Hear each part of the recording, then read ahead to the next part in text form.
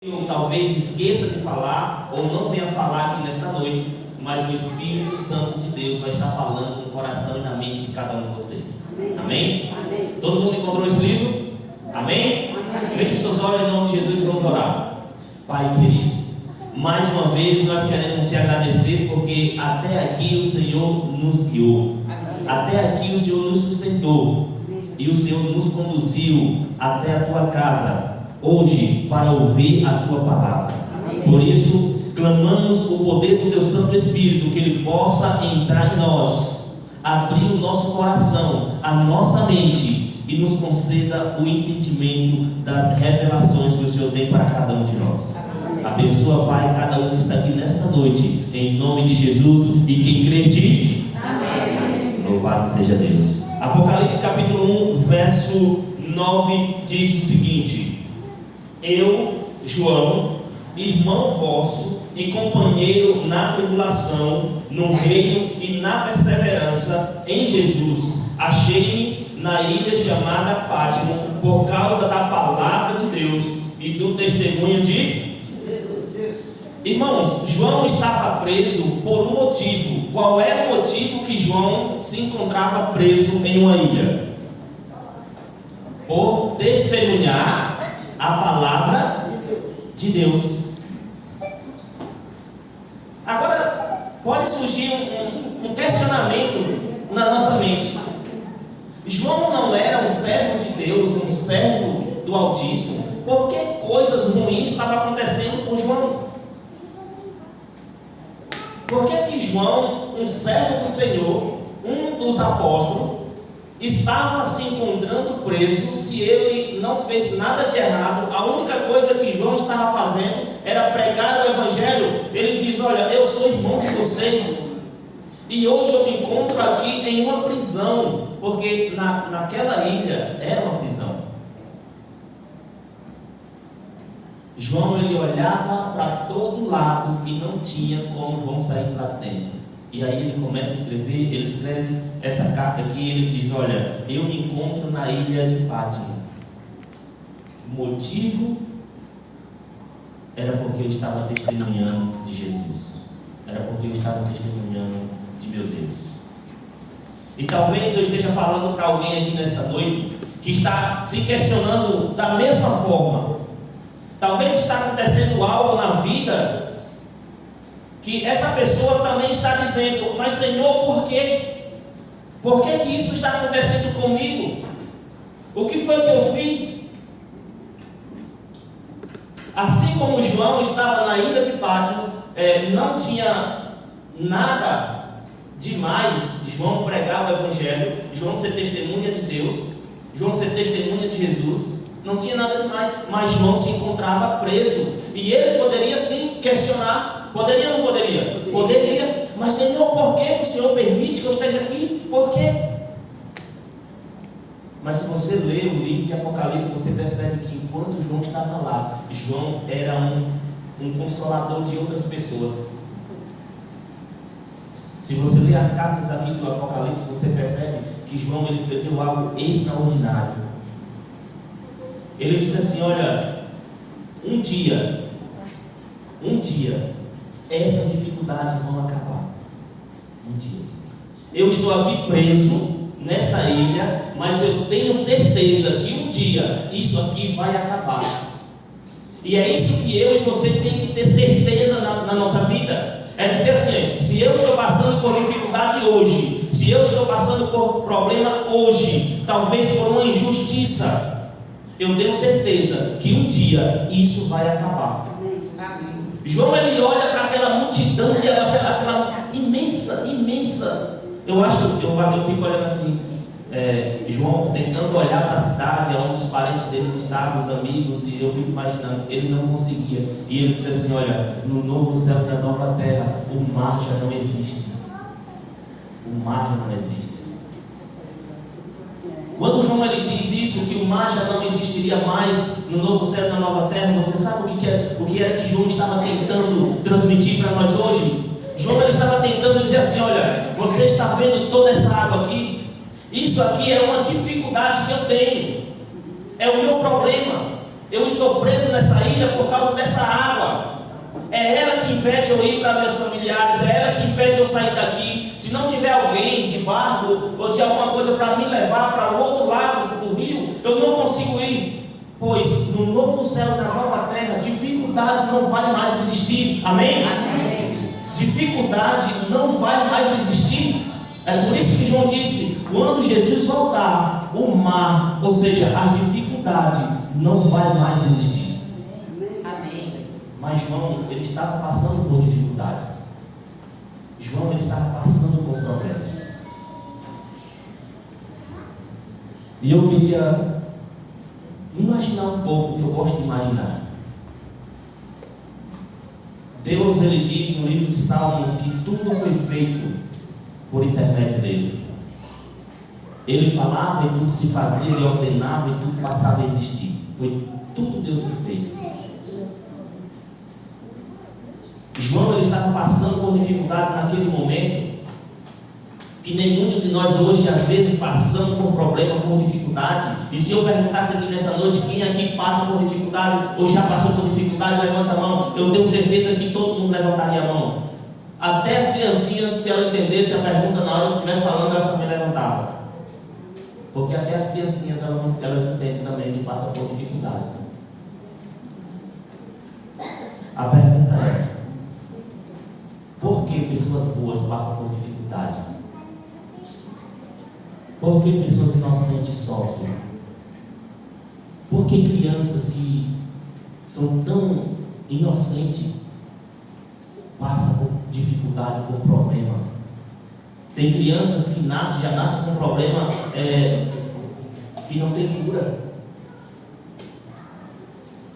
Tem pessoas boas que você olha assim e diz assim: não, essa pessoa não pode estar passando por isso. Meu Deus, por que está acontecendo isso?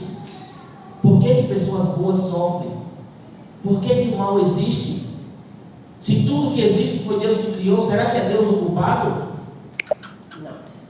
Tem pessoas, irmãos, que acreditam que Deus criou o mundo para ser bom e mal ao mesmo tempo, um equilíbrio. Não sei que equilíbrio é esse, mas tem pessoas que acreditam que Deus criou o universo, o mundo, para ser os animais, para um exemplo, né? Os animais para ser bom e também ser violento em algumas horas. Tem pessoas que acreditam que Deus fez o homem para ser metade bom e metade ruim. Eu não consigo imaginar um Deus desta forma.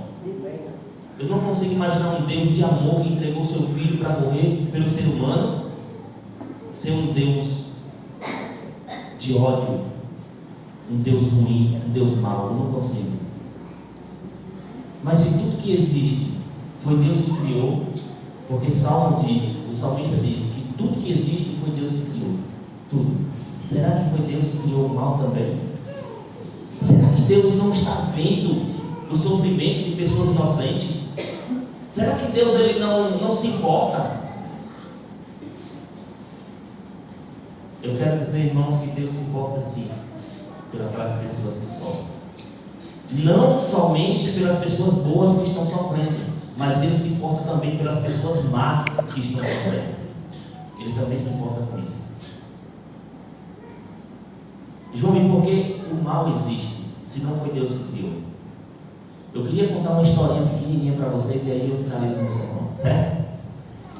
Pequenininha assim, umas 2 horas de relógio, eu acho que chega lá. Eu queria que você abrisse a sua Bíblia no livro de Ezequiel. Ezequiel capítulo 28, se eu não me engano, eu também vou abrir aqui a minha Bíblia. Ezequiel 28.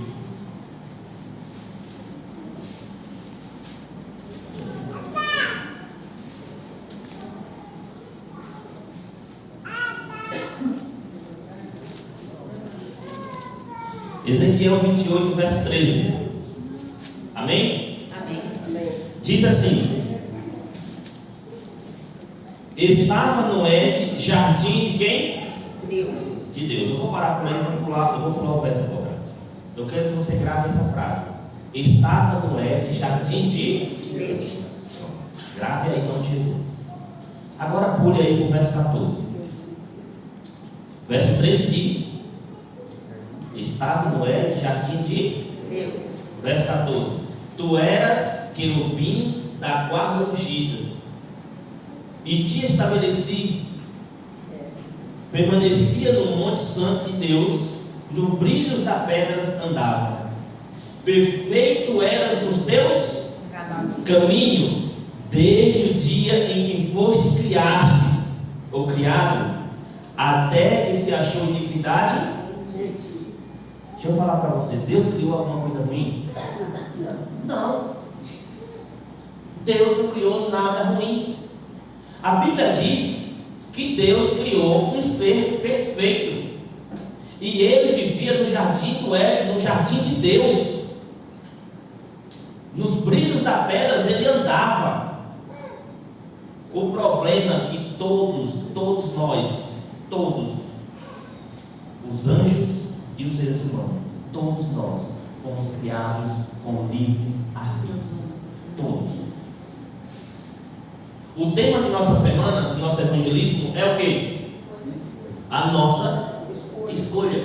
Resumindo o tema, nós queremos dizer assim: olha, você tem o livre arbítrio, você tem o direito de escolher. Assim como os anjos do céu também tinham o direito de escolha. Aí a Bíblia diz que Deus criou esse anjo, esse ser perfeito, e esse ser, ele andava no jardim de Deus, sobre os brilhos das pedras ele andava. Agora, a escolha dele foi que fez toda a diferença. Aí ele diz aqui no verso 17: elevou-se o teu coração por causa da tua formosura. Como foi que Deus criou ele? Formoso, bonito. Assim que nem eu. Criou bonito. Deus criou esse ser bonito, perfeito. Mas o camarada se achou tal, que esse não seja de nós, né? Que nós não venhamos se achar tal. Mas esse camarada se achou tal, aí se elevou-se por causa da formosura, da boniteza, da sabedoria, porque o camarada é sábio. Por causa da sabedoria, da boniteza, ele se exaltou. E o texto diz: corrompeste a tua sabedoria por causa do teu resplendor, lancei-te por terra diante dos reis, te pus para que te contemple. Irmãos, Deus ele criou esse ser, esse anjo, por nome Lúcifer. Ele criou esse ser bonito, perfeito, mas ele elevou-se o seu coração e ele quis ser semelhante ao próprio Deus. A Bíblia diz que ele chegava assim e dizia assim: olha, eu subirei às mais altas nuvens, eu me assentarei no trono e serei semelhante ao Altíssimo. Quando você vai para o livro de Apocalipse, eu falei que ia terminar aqui esse capítulo, mas a gente vai lá para o Apocalipse de novo. Vamos voltar para o Apocalipse. Apocalipse capítulo 12. Apocalipse 12, verso 7.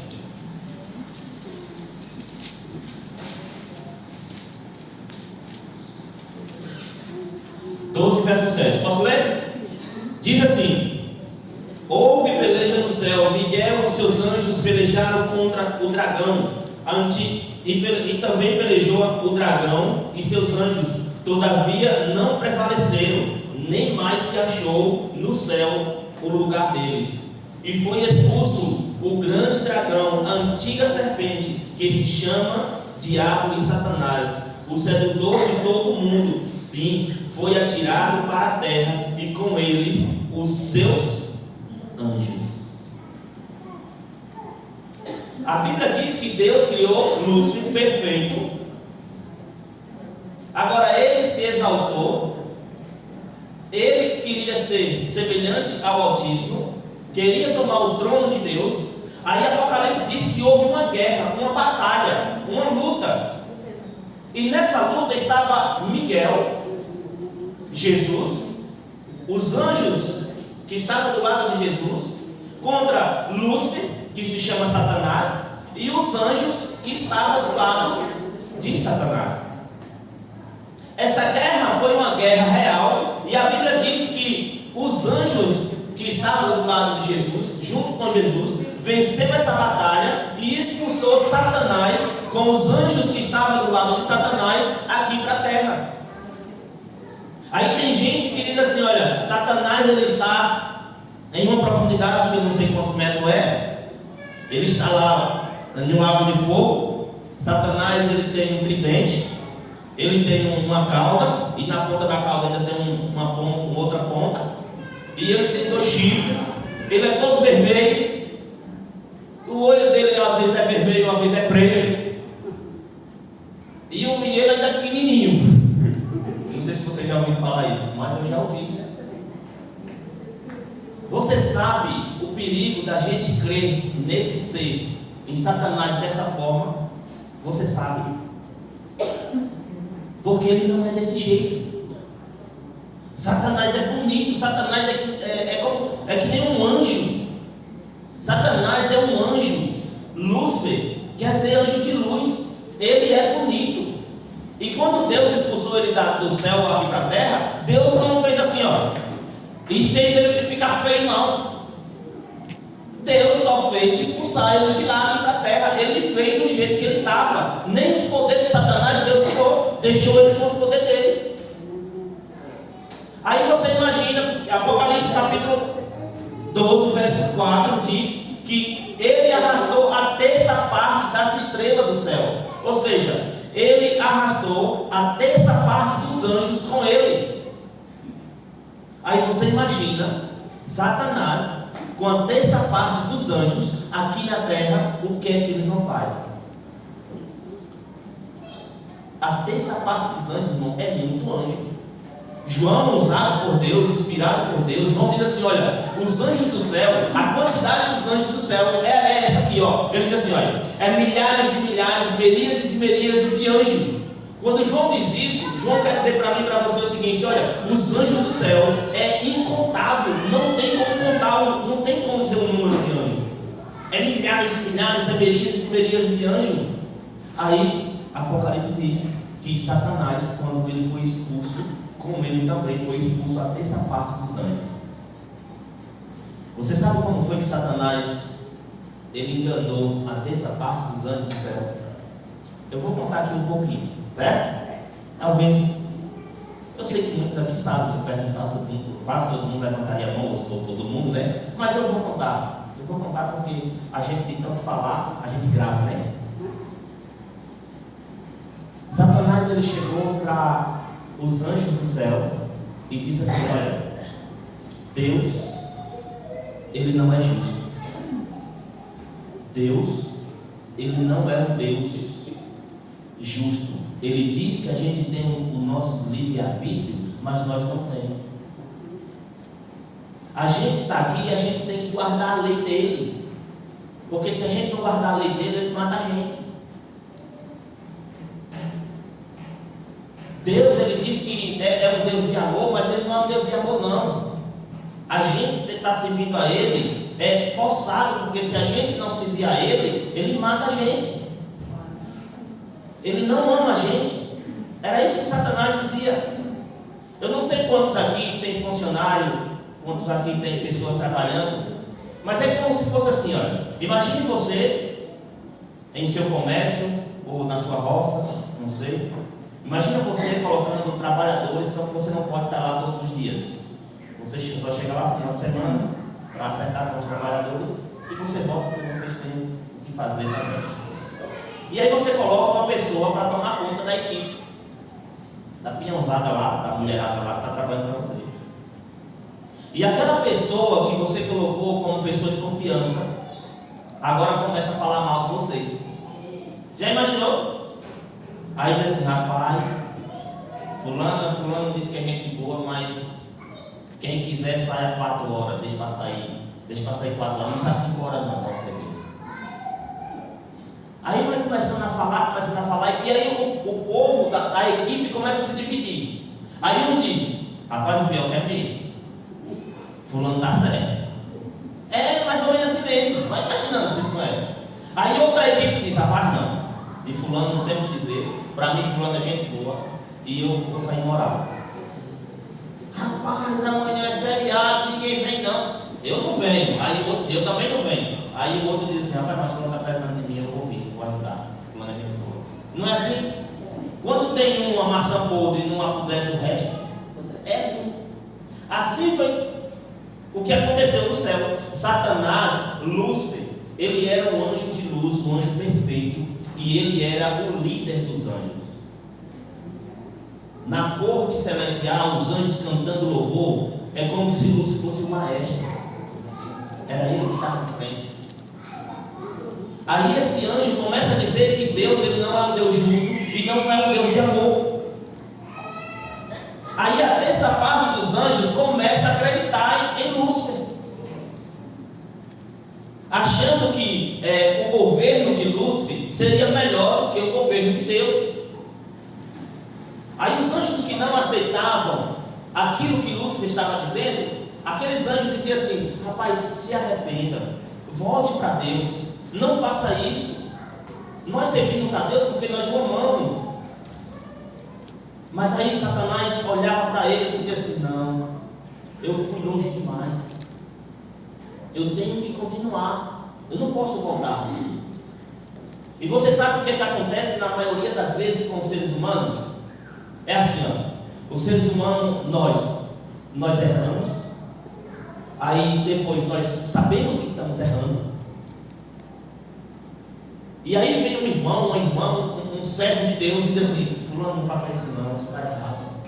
Aí nós caímos na tentação de pensar da mesma forma que Lúcifer pensou.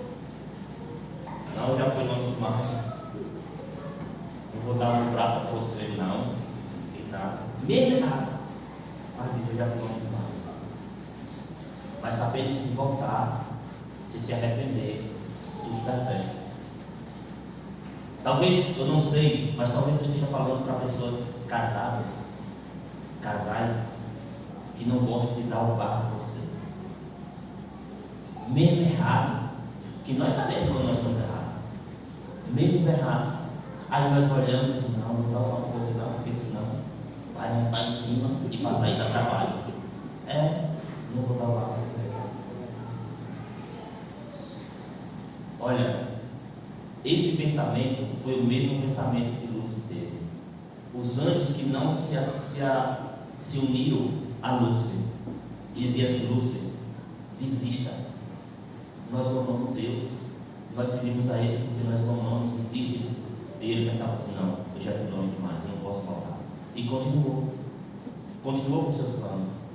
O plano dele era se assentar no trono de Deus, era ser semelhante ao Altíssimo. Eu acho que ele descarregou. Estou dizendo que ele ia passar as meia-noite. Mas vai dar certo, não Jesus, viu? Pega o vermelho. Vermelho? Pronto. Esse daqui não descarrega não.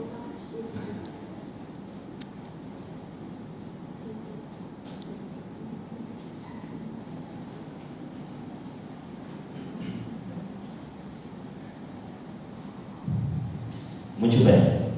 Agora isso não descarrega não. Lúcifer, ele continuou com seus planos. Ele continuou. Apocalipse diz que houve uma batalha, uma guerra, e ele foi expulso aqui para a terra. Todos vocês lembram de uma criação que Deus fez? Deus criou tudo, Ele fez tudo. E depois Ele foi e disse assim, agora eu vou criar o homem e a mulher. Aí Ele foi e formou o homem, e depois Ele formou a mulher. E depois o diabo vem tentar a coitada da mulher. Ele vem tentar. A tentação de Satanás foi bem sucedida, porque vocês sabem, nós vivemos hoje um sofrimento por causa dessa tentação bem sucedida. A escritora chega a contar em um dos seus livros a escritora americana Ellen White, ela chega a dizer o seguinte: que quando foi para tentar o homem, para tentar a mulher, o próprio Satanás não permitiu que nenhum anjo fosse, ele mesmo foi lá. Porque era uma atitude que ele ia tomar que não poderia falhar. Essa atitude não poderia falhar, ele mesmo foi lá. Antes de Satanás tentar o homem e a mulher, antes disso, foi designado um anjo para contar tudo o que tinha acontecido no céu e o que estava para acontecer na terra. Tudo foi falado para o homem e para a mulher. Foi plantada uma árvore, foi colocada no meio do jardim, e Deus disse: olha, não coma dessa fruta. Você pode comer de todas as outras, mas não coma dessa fruta. Resumindo essa árvore, Deus queria o quê? Obediência por amor. A escritura chega a dizer que Deus colocou essa árvore no jardim, mas se ela resistisse à tentação, e se o homem resistisse à tentação, chegaria um momento que Deus retiraria aquela árvore do jardim. Talvez algumas vezes nós tenha a ousadia de pensar: eu não consigo resistir à tentação, porque a tentação vem hoje, vem amanhã, vem depois, e vem depois, e vem depois, e eu acabo caindo. Mas olha, a Bíblia diz que se nós resistirmos à tentação, ela vai fugir da gente. Satanás, ele vai tentar você em algo. Todos nós temos um ponto fraco. Satanás passa 24 horas por dia estudando a nossa vida, para quando chegar o momento certo, ele tentar fazer com que nós pequemos. Mas se nós resistir hoje, se nós resistir amanhã, ele não consegue ler os nossos pensamentos. Aí ele vai pensar: desse jeito ela não cai, então vou ter que mudar a estratégia. Desse jeito ele não cai, então vou mudar a estratégia. Se você e eu resistirmos à tentação do diabo, ele vai fugir da gente. Amém. Embora a gente vai passar a vida toda sendo tentado, até Cristo voltar, o diabo não vai parar. Mas a Bíblia diz que nenhuma tentação veio para mim e para vocês sem que com ela também venha um jeitinho da gente escapar daquela tentação. Porque Deus só coloca você para passar por algo. Presta bem atenção aqui, ó. Deus só coloca você para passar por algo se Ele vê que você consegue vencer. Diga amém. Amém. Se você estiver passando por dificuldade, por problema, lembre-se disso. Deus só está permitindo você passar por isso porque Ele sabe que você consegue. Porque todas as tentações que venham sobre nós vêm com um meio de escape. Se nós confiarmos nesse Jesus, se nós confiarmos nesse Deus, nós venceremos. Amém. Satanás, ele chega para o homem e para a mulher e ele tenta. Você sabe qual foi o pensamento de Satanás naquele momento? Eu já estou terminando. Você sabe qual foi o pensamento de Satanás naquele momento? Eu vou fazer com que João peque. Eu vou fazer com que o homem peque. Se o homem pecar, Deus vai ter que matar. Não é assim? Deus disse que se o homem comesse da fruta, ele morria. Então, se eu fizer com que o homem peque, Deus vai ter que matar. Porque se ele não matar, eu vou poder dizer para os anjos que Deus não é um homem de palavra, não é um Deus de palavra. Deus é um Deus mentiroso. Ele não conta o que diz. Que Deus não é um Deus de confiança. Foi por isso que Satanás não permitiu que nenhum anjo fosse até o homem e a mulher para tentar, porque ali era uma jogada de mestre, ele tinha que conseguir. E ele pensava assim: se eu fizer com que o homem peque e Deus matar, Eu vou dizer para os outros anjos: está vendo que nós não temos livre-arbítrio? Está vendo que nós temos que obedecer a Deus, porque se nós não obedecer, Ele mata a gente? Ou seja, para Satanás, ele tinha pego Deus pelas pernas. Na mente de Satanás, não tinha como Deus escapar se ele fizesse com que o homem e a mulher pecassem. O problema, meu irmão, minha amiga, meu amigo, o problema é que Satanás, ele não sabia o plano que Deus tinha estabelecido antes mesmo de criar o homem. Ele não sabia. E quando Satanás faz com que o homem peque, com que a mulher peque, que agora ele fica esperando somente Deus matar, aí ele é surpreendido. Deus, ele diz assim: olha, eu não posso voltar a minha palavra, a lei tem que ser cumprida. E se eu disse que se você comesse, você morreria, então tem que morrer. Porque a lei exige, a minha lei exige. Quebrou ela, tem que pagar. O salário do pecado é a morte, tem que pagar. Agora, meu filho, agora, minha filha, pega ali um cordeiro, e ali houve o primeiro estudo bíblico. A Bíblia diz que Deus pediu para que o homem pegasse o cordeiro, imolasse ele, tirasse o pelo, o couro do cordeiro e fizesse veste para ele.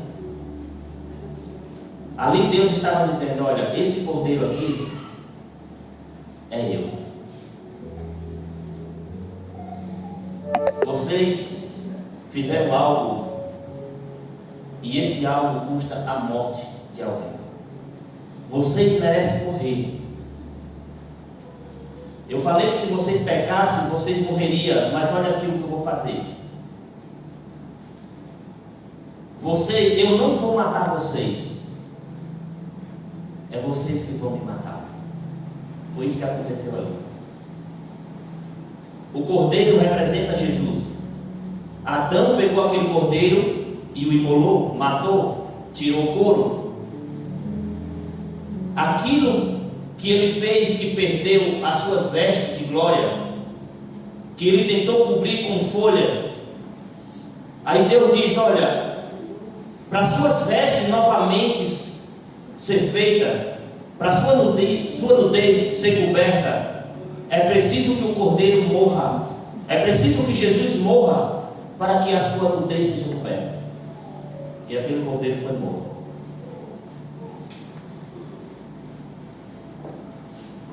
Daquela forma, Jesus pôde mostrar para os anjos do céu, Jesus pôde mostrar para Satanás, para os anjos caídos e para o homem e para a mulher, amor e justiça ao mesmo tempo. Amor pelo casal e justiça. Desta forma, ele conseguiu mostrar amor e justiça ao mesmo tempo.